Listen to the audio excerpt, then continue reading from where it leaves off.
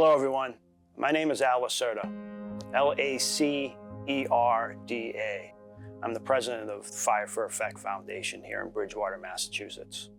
A lot of people ask about what Fire for Effect Foundation is.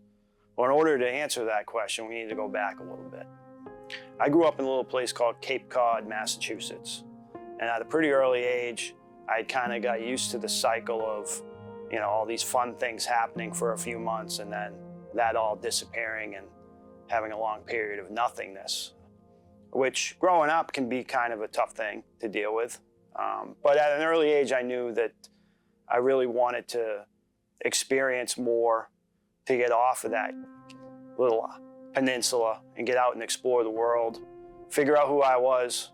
So I made the decision pretty early on that I really wanted to be a United States Marine. So at the age of 17, I signed on the dotted line in the delay entry program for the United States Marine Corps and knew that once I graduated in 2000, I was going to go off to beautiful Parris Island, South Carolina, and do my basic training. See, I knew that I really wanted to experience more of the world. I wasn't naive in my decision. I knew what the Marine Corps is. And I made that decision because I knew that it was going to change who I was and really test me as a person. So I made that call. I made it through basic training in South Carolina to become a United States Marine. And then I made my way off to my MOS school, which was amphibious assault, and then back to North Carolina, where I was stationed at Camp Lejeune. About 6 months into my duty station, making it to the fleet, 9/11 happened. So at that point, obviously, a lot of things changed. And there was a lot of uneasiness about what our future was going to be, who was going where. We knew we were going, but we didn't quite know yet where we were going. Some of us had already been sent off to Afghanistan, and later on, we find that another big portion of us will be going off to Iraq. Me personally, I was sent off to Iraq in 2003 during the initial invasion, and that's where I had my experiences overseas. As a young guy, you go through a lot of those things, and you don't really have the life experience to really process those things at the time. That stuff doesn't come until later. So for me, years later is when I started to have issues with dealing with some of the things that I had to go through. But with that comes a lot of stubbornness to actually seek out the help.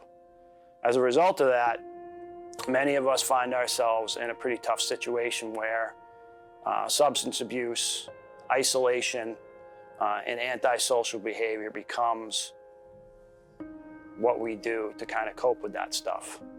It took me some time and actually starting to get into that cycle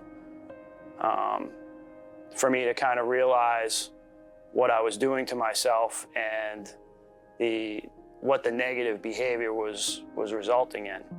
When you're going through those things, you don't necessarily see it. And it wasn't until I started losing things that I realized that I needed to make some changes. So as a result of that, I finally went back to the VA and started getting the help that I needed. From there, it set me on a course where I was able to kind of get a reset on my life. I could kind of re-engage and build myself back up again and kind of build a better version of myself. What ended up happening is I went back to college through a special program with the VA at the time it was called vocational rehabilitation. I saw it as an opportunity to kind of hit the reset button on my life and start fresh in a new positive way. This led me to Bridgewater State University. Bridgewater State University opened my eyes to the idea that I could be a part of a community, that I could feel like I was more engaged. So going to Bridgewater State University gave me the tools that I needed to hit that reset button. If it wasn't for Bridgewater State University, I don't know where I'd be right now. As a result of my studies at Bridgewater State University, I was able to open my business. Once I opened my business in Bridgewater, I was able to start engaging with the community. And that became my therapy. That became this new version of myself where I could have a conversation, where I could engage with people. I owe a lot to Bridgewater State University and their veterans programs over there. So what is Fire for Effect Foundation? What is the premise for Fire for Effect Foundation? The idea for Fire for Effect Foundation was born in the classrooms of Bridgewater State University.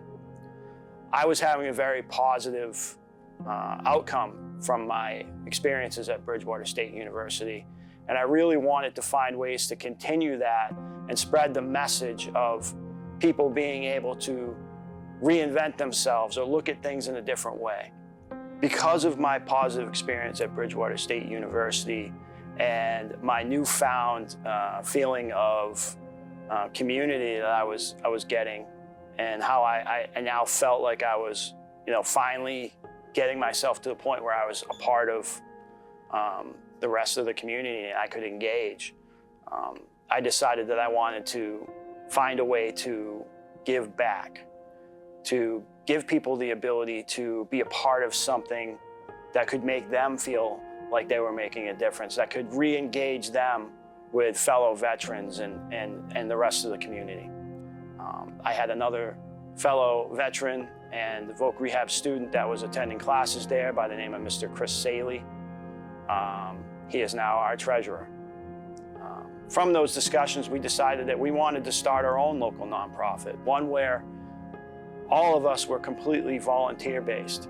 None of us took any money, none of us took a paycheck. It was all done for the purpose of bringing a sense of community back. And also, we wanted to find a way outside of your normal systems where red tape is heavily involved to be able to help veterans and first responders in a timely manner.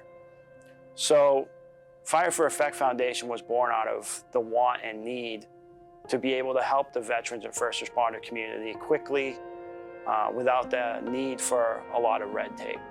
Our first mission at Fire for Effect Foundation was to find a new and different way to raise funds for veterans and first responders. Not simply putting our hand out and asking for donations, but finding a way that could build our town, build our community, and give back in a multifaceted approach. How we did that was we identified an area of town called Town River Landing that for years and years had been kind of forgotten about and reclaimed by the woods. We saw that as an opportunity. So in the beginning, a bunch of us with chainsaws and weed whackers got out there and started clearing.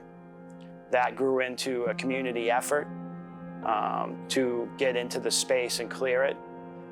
Then big equipment was brought in. We were able to clear 38,000 square feet of space that had previously been, unusable.